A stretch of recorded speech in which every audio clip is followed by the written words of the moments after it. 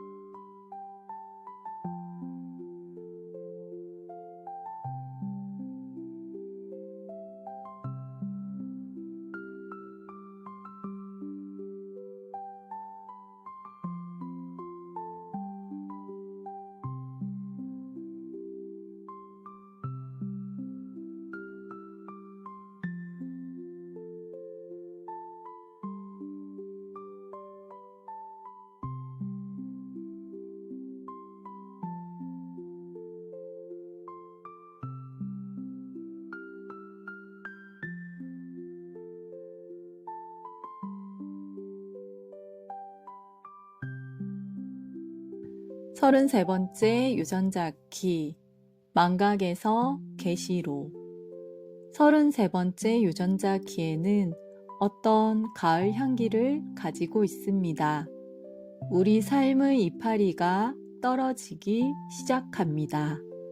빛은 모든 것이 태어나고 다시 태어나는 근원이 되는 어둠 속으로, 공허 속으로 들어가는 여행을 준비하기 위해 안으로 방향을 돌립니다. 우리 주위에는 놓아버림의 떨리는 아름다움이 있습니다.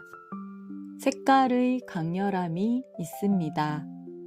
우리의 가슴은 그 아름다움의 경이로움으로 열리고 서서히 거의 눈에 띄지 않게 우리는 죽음이 그 무한한 연민 속에서 우리를 어루만지게 합니다. 33번째 유전자 키, 시띠, 개시.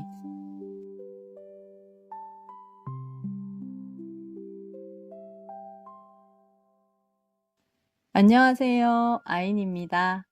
이번 주간은 29번째 키 주간인데요. 이 카드 뉴스는 33번째 유전자 키 4번 라인의 날 카드 뉴스임을 미리 알려드립니다.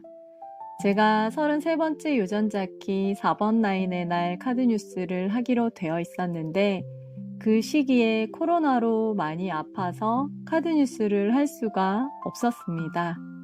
지나간 거니 지나간 대로 뒀는데 한거 묵상 나눔을 하다가 교수님께서 지나간 키의 카드 뉴스를 틀면 되니 해보겠냐고 하셔서 기꺼이 예스 하고 33번째 키 카드 뉴스를 해보기로 했습니다.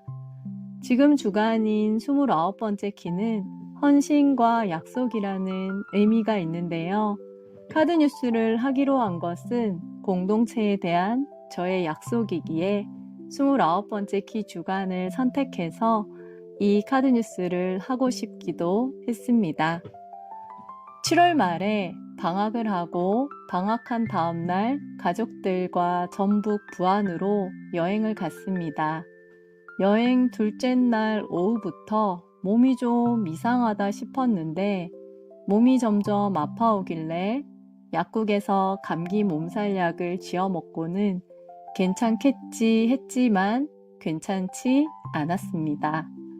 그 다음날 집인 대구로 돌아오는 내내 휴게소에 내리지도 못하고 고열과 오한으로 끙끙 앓으면서 집에 겨우 도착했어요.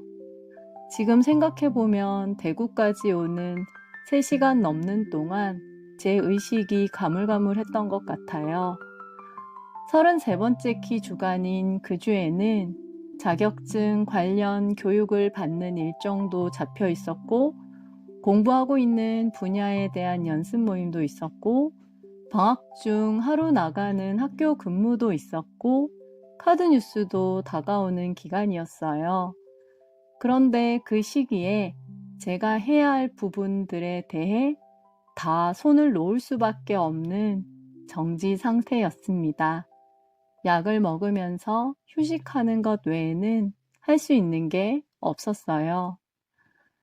제가 코로나로 누워만 있었는데 지금 돌이켜보니 그 시기가 저에겐 33번째 키에서 말하는 물러섬 후퇴였구나 싶습니다. 33번째 키에서 말하는 물러섬은 자기 성찰의 시간, 내적 정화, 새로운 시간의 획득, 에너지 회복 등의 의미가 있는데요. 이 시기 동안 모든 걸 멈추고 나의 내면을 보고 몸을 회복하는 것에만 집중할 수밖에 없었습니다. 선택의 여지가 없었던 거죠. 또 그 폭염 기간에 멀쩡하던 냉장고까지 고장이 나면서 집에 있는 냉장고도 작동하지 않는 정지 상태가 되더라고요. 마치 강력한 쉼표를 제 이마에 하나 더 찍어주는 것 같은 느낌이 들어서 잠깐 얼음 상태로 이거 뭐지? 라는 생각과 함께 얼얼하기도 했습니다. 돌이켜보면 한 학기 동안 뭔가 결과물이 드러나는 걸 해보겠다고 시도하고 제가 하는 일에 도움이 되는 자격을 따겠다고 긴 시간 교육을 받고 연습 모임을 하면서 외부적인 활동을 많이 하면서 바쁘게 보냈는데요. 거기에서 어떠한 균형감이 깨지지 않았나 싶기도 합니다. 저는 뭔가에 빠지면 시간을 들이고 깊게 들어가 보는데 이러한 부분에서의 지나친 집중이 집착적으로 나아가 균형감이 흔들릴 때가 있다는 걸 저는 알고 있기도 합니다. 알고 있지만 실제 경험 속에서 시행착오가 생기네요. 그렇지만 나아가다 보면 굳이 애쓰지 않아도 직관적으로 그 균형감을 유지할 수 있는 순간을 맞이하게 되겠죠.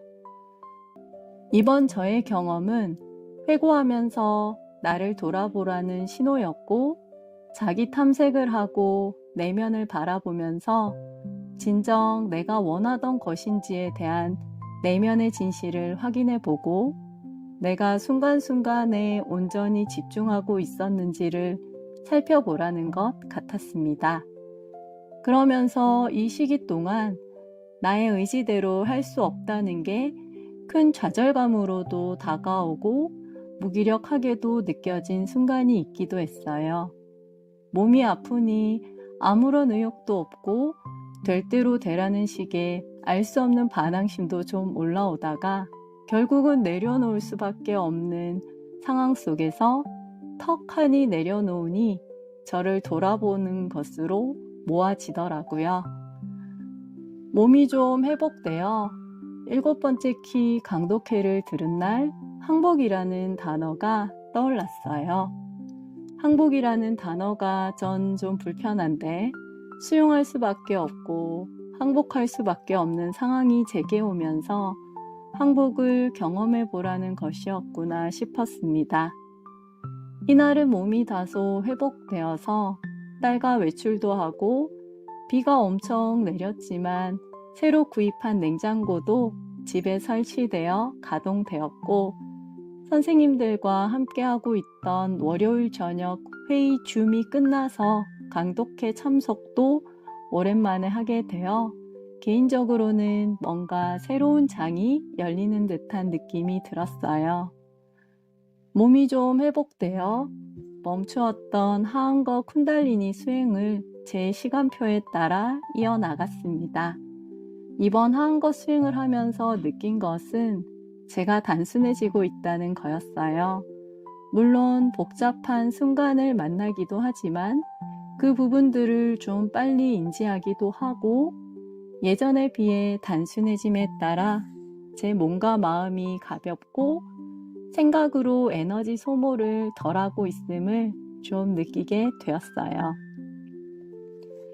2024년 상반기 동안 저는 제 자신에 대해 의도적으로 살펴본 것이 있어요. 저는 집착이라는 것에 대해 바라보고 해결해야 할 부분이 있는데요. 놓아보고 거리를 두어보면서 그렇게 해도 괜찮다는 것, 놓아버리면 뭔가 큰일이 날 것 같은 생각은 순전히 내가 만들어낸 망상이라는 것, 나에 대한 신뢰가 높아지면 집착을 떨치게 된다는 것을 알겠더라고요. 그리고 놓아버려도 안전했고 오히려 다른 방향으로 나아갈 수 있는 열림의 기회가 생기기도 했어요. 꽉 잡고 있음으로써 제 자신을 더 힘들게 하고 답답하게 했다는 것도 알겠더라고요. 이러한 집착적인 부분에서 좀 벗어나게 되는 맛을 약간씩 보고 나니 때때로 집착을 내려놓았을 때의 가벼움, 내면의 고요함을 경험하기도 했습니다. 물론 집착은 또 올라오기도 하더라고요. 그런데 올라오는 집착을 있는 그대로 바라보니 크게 불편하지 않았고 그대로 흘러가거나 자연스럽게 긍정적인 또 다른 방향으로 펼쳐지기도 했습니다. 한편 필요하고 중요한 부분, 내가 꼭 가지고 가야 할 부분에 있어서의 집착, 달리 표현하자면 선택과 집중은 필요하고 저는 이러한 부분에 대한 분별력을 키워가고 있는 중이구나라고 제 스스로 확인해 봅니다. 계속 나아가다 보면 내게 필요한 방향으로의 초대가 있을 거라는 믿음이 있습니다. 그래서 요즘은 많이 조급하지 않습니다.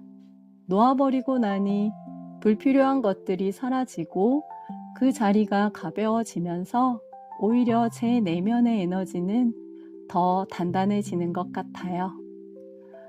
33번째 유전자 키는 우리가 자기 탐색과 내면의 여정을 통해 더 깊은 차원의 깨달음을 얻도록 격려합니다. 여러분들은 지금 어떠하신가요? 멈춤 없이 막 달리고 있다면 빈터에 잠시 앉아 하늘과 주변 풍경을 바라보면서 물을 한 잔 마시고 내면으로의 초대에 응해보면 어떨까요? 나를 돌아봄은 내 안의 빛을 발견하는 것이며 지금 이 순간에도 내면의 빛은 빛나고 있음을 기억하십시오. 우리 모두의 여정을 응원합니다. 감사합니다.